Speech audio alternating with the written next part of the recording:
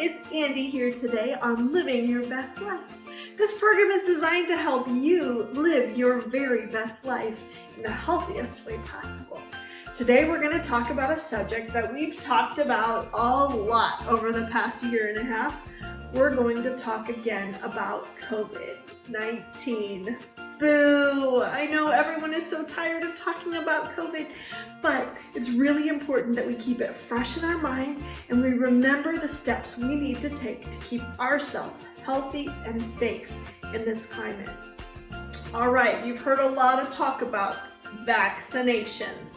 Now, vaccines are super important, especially for people with Down syndrome, to keep them protected from COVID-19.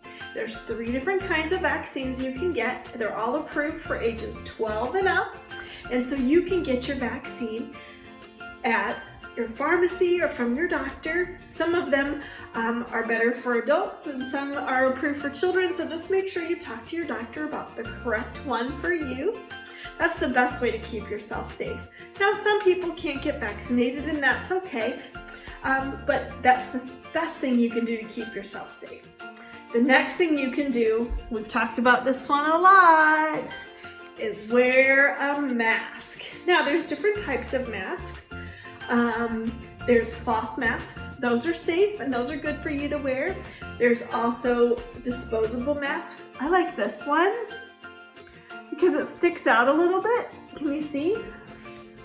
And it gives my face a little bit more room. I like that one. Or you can also wear a disposable mask like this. I think this is the most common. This is the one you see the most. The one kind of mask that they don't recommend is gaiters. Sometimes you'll see people wear them. It kind of goes around your neck and you can pull it up. Those aren't as protective. So I would recommend not wearing a gaiter if you can. I know it's tricky because a lot of our friends with Down syndrome do wear hearing aids, and so it's hard to find the right mask. But if you wear hearing aids, you can also get the kind of mask that ties up here and behind your head to protect those ears from hearing aids. The next thing you can do that's really important, wash your hands using lots of soap, antibacterial soap, warm water, and make sure you scrub them really good, lots of times a day, especially when you've been out. It's important that you take the time to wash your hands when you get home or after you use the restroom. That's a really good way to keep you safe. If you don't have soap and water, you can also use hand sanitizer. I keep a bottle of this in my car. I have some in my purse. So anytime I go to a store or I'm out somewhere or going home from the office, I always just take a quick squirt and wash my hands a little bit before I go to the next place. It's really important that we keep our hands safe.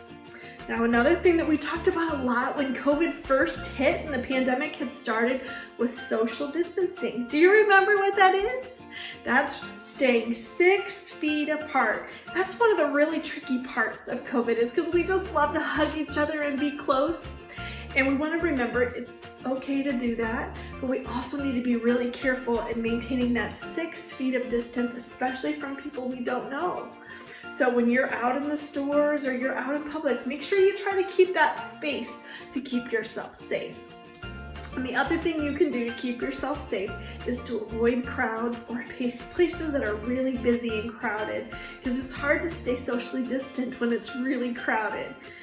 There's lots of ways we can keep ourselves safe, and every family kind of has different rules about how they feel comfortable navigating the world of COVID. It's really tricky, so make sure that you talk to your family about the steps that you are going to do to stay safe and to keep yourself from catching COVID. I hope that all of you stay safe, stay healthy, and live your very best life.